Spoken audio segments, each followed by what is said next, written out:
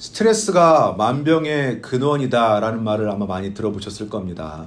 코르티솔이라고 하는 이름의 호르몬이 있는데요.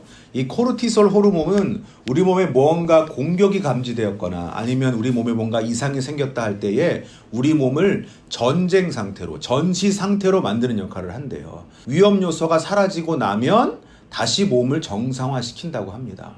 그런데 우리가 지속적으로 스트레스를 받게 되면 이 코르티솔 호르몬이 과도하게 분비되고 우리 몸에 이상 반응이 일어난대요.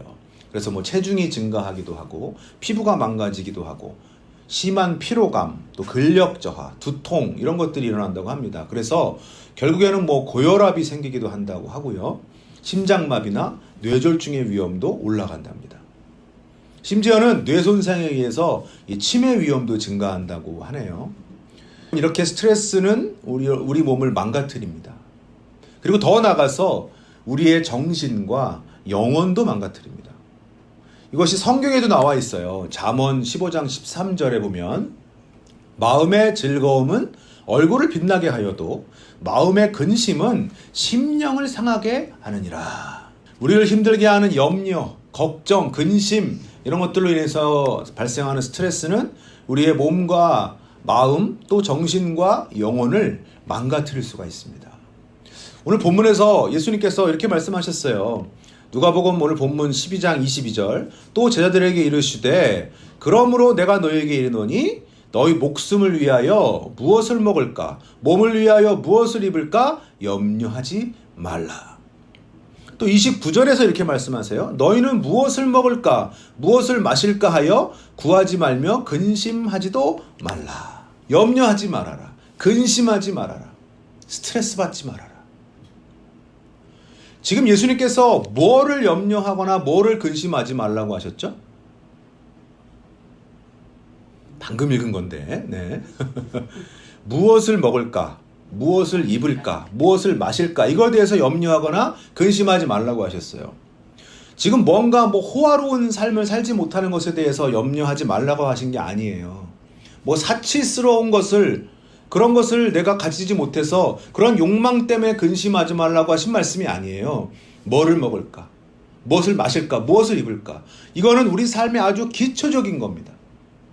그런데 이런 기초적인 것조차 염려하거나 근심하지 말라고 하세요. 사람이 먹지 않고 살 수 없고 입지 않고 살 수 없는데 여러분 어떻게 염려하거나 근심하지 않을 수 있겠습니까? 그런데도 이런 삶의 기초적인 것에 대해서 염려하거나 근심하지 말아라 라고 예수님께서 말씀하셨다면 예수님께서 하신 이 말씀은 지금 단순히 그냥 먹고 사는 것에 대해서 염려하지 말아라 이런 말씀을 하신 게 아니라는 거죠. 예수님께서는 지금 우리가 살아가는 아주 기본적인 삶의 방식에 대해서 말씀하고 계신 거예요. 우리가 살아가는 기본 방식에 있어서 염려하고 또 근심하는 그런 삶의 방식대로 살지 말라는 말씀인 거죠. 여러분의 하루를 한번 쭉 생각해 보세요. 머릿속에서. 알람 소리에 막 피곤하고 고단한 몸을 일으켜서 비몽사몽 출근했다가 또 하루 종일 고된 업무 시달리고 퇴근하면 아주 그냥 몸이 천근만근이죠. 그렇다면 마음이라도 정신이라도 좀 가벼워야 될 텐데 염려, 걱정, 근심이 우리가 잠자리에서 일어나는 그 순간부터 잠자리에 드는 그 시간까지 어쩔 땐 꿈속까지 우리를 따라다닙니다. 하루하루 우리는 정말 신경 쓸 게 너무 많아요. 걱정할 것이 너무 많습니다. 사랑하는 여러분, 이것이 여러분이 원하는 삶입니까? 이것이 여러분이 살고 싶은 인생입니까? 우리는 이제 우리 삶의 방식을 좀 바꿔야 합니다. 삶의 아주 기본적인 그런 태도에 대한 변화가 필요합니다. 오늘 여러분이 염려와 걱정, 근심이 아닌 평안한 삶을 사는 그런 비결을 얻어가시는 날이 되시기를 축복합니다. 아멘. 자, 예수님께서 우리에게 염려하지 말라, 근심하지 말라 이렇게 말씀하셨는데요. 이렇게 말씀하신 데는 이유가 있어요. 첫째, 우리가 염려한다고 아무것도 달라지지 않기 때문입니다. 본문 누가복음 12장 25절 말씀 함께 읽어볼까요? 또 너희 중에 누가 염려함으로 그 키를 한 자라도 더할 수 있느냐? 여기서 키라는 말이 헬라키아라는 헬라어인데요. 우리 키라는 의미도 있지만 연령, 생명 이런 의미도 갖고 있어요. 그러니까 우리가 염려한다고 해서 우리 키가 한자 아니 1mm라도 더 자랄 수 있습니까? 염려만으로? 없죠? 또 우리가 염려한다고 해서 우리 생명이 1분 1초라도 더 길어질 수 있습니까? 없죠. 아마 이런 티벳 속담을 들어보셨을 것 같아요. 걱정한다고 걱정이 없어지면 걱정이 없겠네. 우리가 걱정한다고 해서 그 걱정거리가 해결되지 않습니다. 우리가 염려하고 근심한다고 해서 달라지는 것은 아무것도 없습니다. 그냥 우리 몸과 마음만 아프고 상할 뿐이죠. 최근에 어느 배우가 TV에 나와서 간증하는 걸 제가 들었는데 자기가 읽었던 책 중에서 이런 구절이 있더랍니다. 슬픔과 좌절을 분리하라. 슬픔과 좌절을 분리하라. 이게 무슨 뜻이냐면요. 슬픔은 그냥 슬픔인데 우리가 그거를 좌절까지 끌고 간다는 거예요.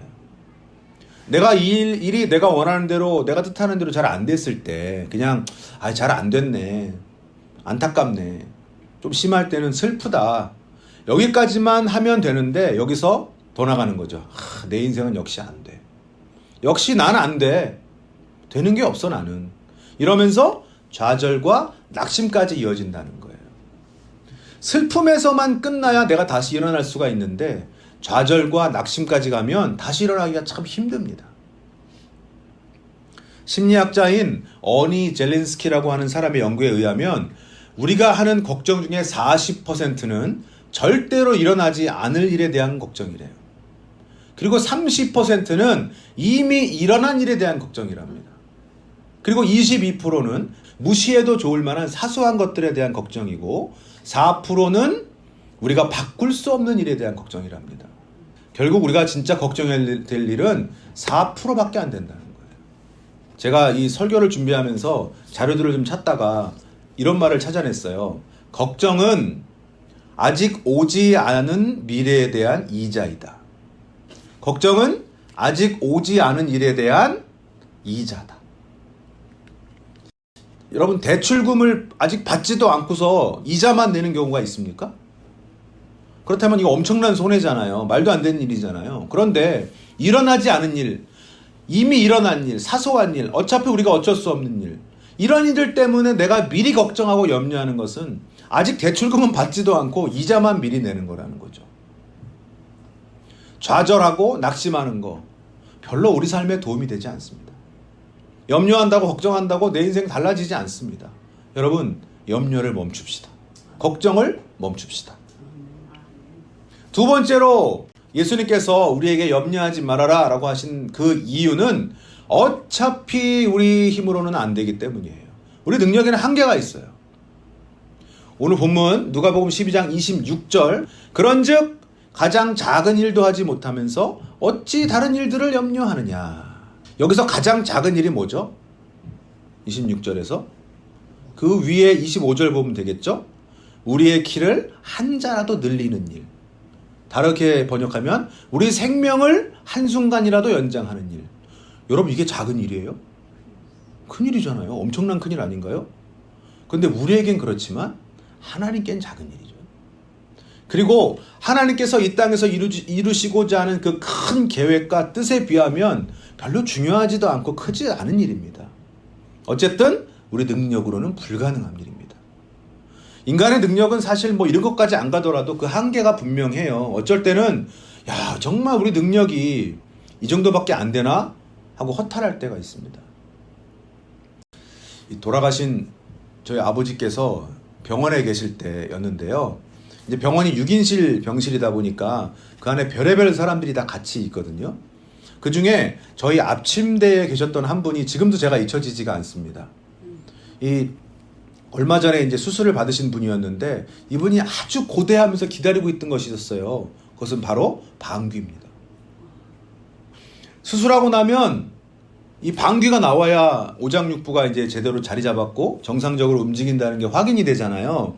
그런데 이분은 그렇게 기다리던 그분이 안 오셔서 그렇게 힘들어 하시는 거예요. 그러면서 그러세요. 제가요 지금 방귀가 안 나와가지고 한 달째 밥을 못 먹고 있습니다. 제가 집에 있을 때는 방귀를 너무 많이 껴서 집사람이나 아이들한테 혼나고 그랬는데 지금은 그렇게 방귀가 안 나오네요. 제가 그분의 말을 듣고 그때 참 웃을 수도 없고 그야말로 참 웃픈 얘기죠. 여러분, 우리 인간은 방귀 하나도 우리 마음대로 조절할 수 없는 존재예요. 조절하실 수 있으신 분에겐 죄송합니다. 네. 세계보건기구인 WHO에서 발표한 그 수치를 토대로 한 세상에서 가장 사람을 많이 죽인 동물 탑6. 6위는 전갈이랍니다. 전갈. 연간 약 3,300명의 사람이 전갈에 쏘여서 죽는데요. 5위는 정말 의외의 동물 담수달팽이라고 하네요. 이 담수달팽이 안에 있는 기생충 때문에 매년 수만 명이 죽는데요. 4위는 개, 사나운 개.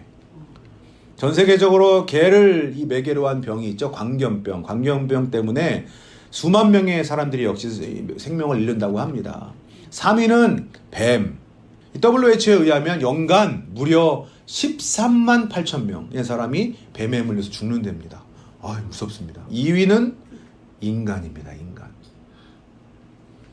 인간에 의해서 목숨을 잃는 사람이 전 세계적으로 1년에 47만 5천 명. 대망의 1위는 놀랍게도 모기입니다. 모기가 옮기는 병, 이 말라리아 하나만으로도 1년에 60만 명 이상의 사람들이 죽음을 당한대요. 근데 이 마귀가 아니죠. 모기가 옮기는 병은 여러 개가 있잖아요. 그 중에 이 말라리아 하나만으로도 1년에 60만 8천 명의 사람이 죽임을 당한대요. 여러분, 우리 인간은요, 그 작은 그 모기 하나에도 생명을 뺏기는 존재예요. 아직 우리는 모기를 이기지도 못했어요. 여러분이 걱정하고 있는 일, 염려하고 있는 일, 여러분이 해결 가능한 일들입니까? 여러분이 완전히 해결할 수 있는 일인가요? 모기 한 마리 정복하지 못한 우리가, 방귀 하나 우리 마음대로 못하는 우리들이 우리의 미래에 관한 일들을 어떻게 해결할 수 있겠습니까? 여러분, 어차피 안 됩니다. 우리 능력 밖의 일이에요. 1분 1초도 내다보지 못하는 우리들이 며칠 뒤, 일주일 뒤, 한 달 뒤의 일들을 걱정하고 염려한다고 뭐가 달라지겠습니까? 한계가 있는 우리 능력으로는 어차피 안 됩니다. 여러분, 그러면 어떻게 해야 되죠? 그냥 포기해요? 그냥 운명이려니 하고 받아들여요? 예수님께서 그렇게 말씀하지 않으셨어요. 오늘 본문 29, 30절 함께 읽어볼까요? 너희는 무엇을 먹을까 무엇을 마실까 하여 구하지 말며 근심하지도 말라. 이 모든 것은 세상 백성들이 구하는 것이라. 아버지께서 이런 것이 너희에게 있어야 할 것을 아시느니라. 우리가 염려하지도 말고 또 근심하지도 말아야 할 이유 세 번째는 뭐냐면, 우리에게 필요한 것이 무엇인지 이미 다 아시고 계시는 아버지께서 계시기 때문이에요. 그냥 아무 대책 없이 그냥 염려하지 말아라, 근심하지 말아라 라고 하신 게 아니고요. 너무나 확실한 대책이 있기 때문에 염려하지 말고 근심하지 말라고 하신 거예요. 여기서 방금 읽은 구절에서 무엇을 먹을까 무엇을 마실까 하여 구하지 말아라 했는데, 여기서 구하지 말라는 말은 기도하지 말라는 말이 아니고요. 먹고 사는 것에만 그냥 치중해서 물질만 추구하지 말라는 뜻이에요. 먹고 사는 문제에만 그냥 올인해서 사는 그런 것은 세상 백성들이 하는 거래요. 그 세상 백성들, 예수 믿지 않는 사람들이 하는 거래요. 먹고 사는 것 때문에 근심하는 것도 역시 세상 백성들이 하는 거래요. 세상 사람들은 왜 먹고 사는 문제에만 그냥 온통 올인해서 살까요? 왜 그것 때문에 염려하고 근심해서 살까요? 그들에게는 우리에게 무엇이 필요한지 이미 다 아시고 계시는 그 아버지가 없으니까요. 베드로전서 5장 7절 너희 염려를 다 주께 맡기라. 이는 그가 너희를 돌보심이라. 우리를 돌봐주시는 그 아버지 하나님, 그 아버지가 그들에게는 없으니까요. 그렇다면 우리에게 필요한 거 이미 다 알고 계시는, 우리를 돌봐주시는 그 아버지가 있는 우리 하나님의 백성들은 세상 사람들하고 똑같이 살면 안 되겠죠. 똑같이 먹고 사는 것 때문에 염려하고 근심하면서 살면 안 되겠죠. 애굽, 그러니까 이집트에서 430년을 노예로 살았던 이스라엘 백성들이 이제 모세의 인도하에 하나님의 은혜로 자유인이 됐습니다. 그렇죠? 출애굽기 2장 23절 함께 읽어볼까요? 여러 해 후에 애굽 왕은 죽었고 이스라엘 자손은 고된 노동으로 말미암아 탄식하며 부르짖으니 그 고된 노동으로 말미암아 부르짖는 소리가 하나님께 상달된지라. 노예로 사는 그 고된 삶, 그것이 그들에게는 근심거리였어요. 스트레스였어요. 하지만 하나님께서 해결해 주셨다는 거죠. 그럼 이제는 걱정 없는, 근심 없는 그런 삶을 살 줄 알았는데 이스라엘 백성들의 염려와 근심이 끝이 없어요. 이스라엘 백성들을 놓아준 그 이집트의 왕 바로가 바로 후회를 했습니다. 그래서 군사를 이끌고 막 쫓아왔어요. 그런데 하필 이스라엘 백성들 앞에 홍해바다가 나타났어요. 앞에는 바다, 뒤에는 이집트 군사. 이스라엘 백성들의 근심이 다시 시작됐어요. 스트레스가 상승했어요. 출애굽기 14장 10절에서 11절. 이스라엘 자손이 심히 두려워하여 여호와께 부르짖고 그들이 또 모세에게 이르되 애굽에 매장지가 없어서 당신이 우리를 이끌어내어 이 광야에서 죽게 하느냐? 어찌하여 당신이 우리를 애굽에서 이끌어내어 우리에게 이같이 하느냐? 모세가 뭐라고 합니까? 14절. 여호와께서 너희를 위하여 싸우시리니 너희는 가만히 있을지니라. 하나님께서 우리를 위해 싸우실 것이다. 너희는 가만히 있을지니라. 너희는 염려하지 말지니라. 근심하지 말지니라. 스트레스 받지 말지니라. 하나님께서 어떻게 하셨어요? 앞에 있던 걱정거리 홍해바다는 갈라버리시고 뒤에 있던 걱정거리 이집트 군대는 바닷속에 묻어버리셨어요. 이제 이쯤 되면 이스라엘 백성들은 염려를 좀 멈춰야 되지 않겠습니까? 출애굽기 15장 24절.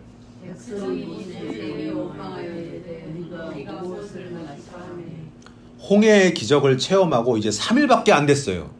그런데 이제는 또 목마르다고 불평하는 거예요. 16장 3절. 너희가 이 광야로 우리를 인도내어 이 온 회중이 줄여 죽게 하는도다.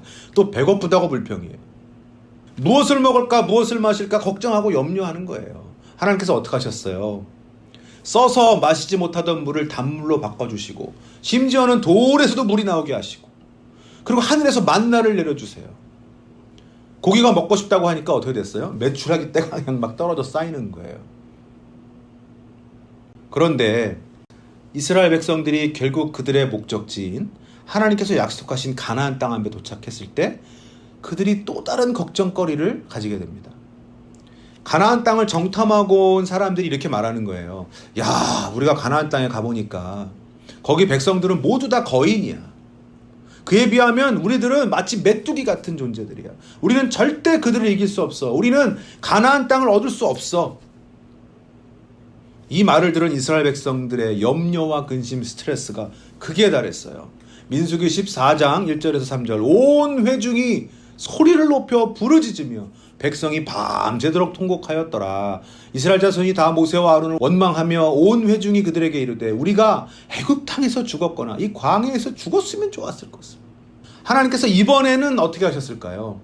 이스라엘 백성들이 7일 동안 여리고성을 돌고 7일째 되는 날 와 하고 소리를 지르니까 그냥 그 성이 무너졌어요. 이스라엘 백성들이 뭐 단체로 사자후를 연마했나요? 여러분 사자후가 뭔지 아세요? 여러분 이게 가능한 일입니까? 하나님께는 가능한 일이죠. 사랑하는 여러분, 이스라엘 백성들을 보십시오. 정말 염려와 걱정과 근심이 끝이 없습니다. 그런데 우리 하나님을 보세요. 그럼에도 우리 하나님은 그들의 걱정거리, 근심거리들을 해결해 주시잖아요. 우리 아버지의 사랑을 좀 보세요. 사랑하는 여러분, 우리가 염려와 걱정, 근심 속에 살지 말아야 될 이유는 우리에게 이스라엘의 하나님, 우리 아버지이신 그분이 있기 때문이에요. 할렐루야. 아멘. 여러분 오늘 본문에서 예수님께서 하지 말라고 하신 것이 두 가지가 염려하지 말아라 그리고 근심하지도 말아라 했어요. 근데 예수님께서 두 번이나 하라라고 하신 게 있어요. 뭔지 아세요? 24절에서는 까마귀를 생각하라.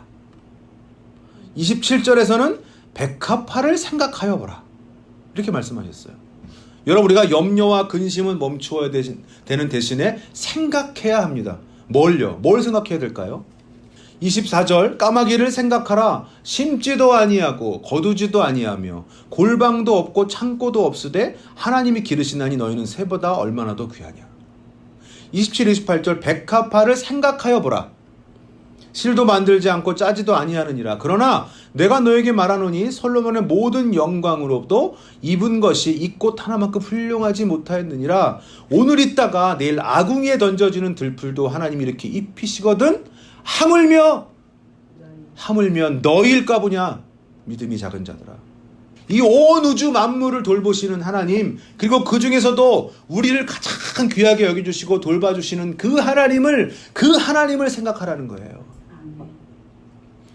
우리가 우리 삶의 기초 방식을 바꿔야 된다 그랬어요. 우리 인생의 태도를 바꿔야 된다 그랬어요. 어떻게 해요, 사랑하는 여러분? 오늘부터 습관적으로 염려하고 근심으로 빠져드는 우리 삶의 방식을 바꿉시다. 대신에 생각합시다. 우리에게 무엇이 필요한지 다 알고 계시는 아버지가 계시다. 우리를 온 우주 만물보다 귀하게 여겨주시고 우리의 머리털까지 세시면서 돌봐주시는 우리 하나님이 계시다. 아멘. 제가 인터넷에서 본 글인데요. 어느 날 한 분이 지하철 4호선을 타고 가는데 그 지하철 기관사님이 안내방송을 하시는데 이렇게 하시더래요. 여러분, 건강 잘 챙기시고 핸드폰만 보지 마시고 바깥 야경도 좀 구경하십시오. 그리고 힘들고 속상한 일이 있으시면 이 지하철에 두고 내리십시오. 모두 싣고 가겠습니다. 여러분, 참 따뜻한 이야기죠? 하지만 우리가 염려와 근심, 걱정을 맡길 분은 사실 따로 있습니다. 근심, 걱정, 무거운 짐 아니 진자 누군가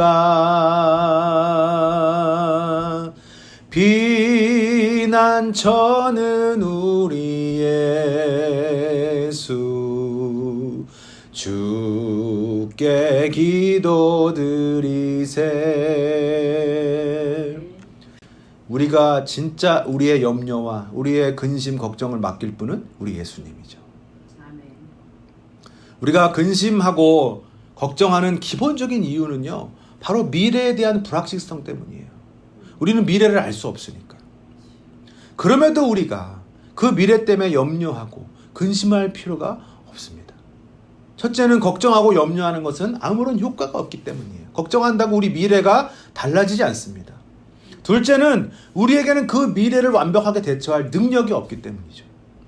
셋째, 하지만 그 미래를 알고 계시고 관장하고 운영하시는 분이 우리 아버지시기 때문이에요. 제가 아주 좋아하는 외국 찬양 가사에 이런 가사가 있어요. I may not know the future. 나는 내 미래에 대해서 알지 못합니다. But I know who holds it. 그러나 그 미래를 누가 쥐고 있는지는 압니다. 여러분의 미래는 하나님 손에 있습니다. 아멘. 우리에게는 우리 앞날을 위해서 멋진 계획을 가지고 계시는 우리 아버지 하나님이 계세요. 그 계획을 우리가 따라가기만 하면 거기에 필요한 것들은 하나님께서 채워주실 겁니다. 아멘. 이제 우리 염려를 버립시다. 아멘. 걱정을 멈춥시다. 아멘. 근심을 무시합시다. 아멘. 그리고 생각합시다. 나의 아버지, 나의 하나님을, 나의 주님을. 세상이 주는 그 스트레스들을 하나님께서 주시는 힘으로 이겨내고 건강한 몸과 마음으로 살아가시는 여러분 되시기를 축복합니다. 아멘. 염려와 걱정, 근심 대신에 우리 주님이 부어주시는 평안과 기쁨으로 가득한 여러분의 인생 되시기를 축복합니다. 아멘. 아멘. 기도하겠습니다.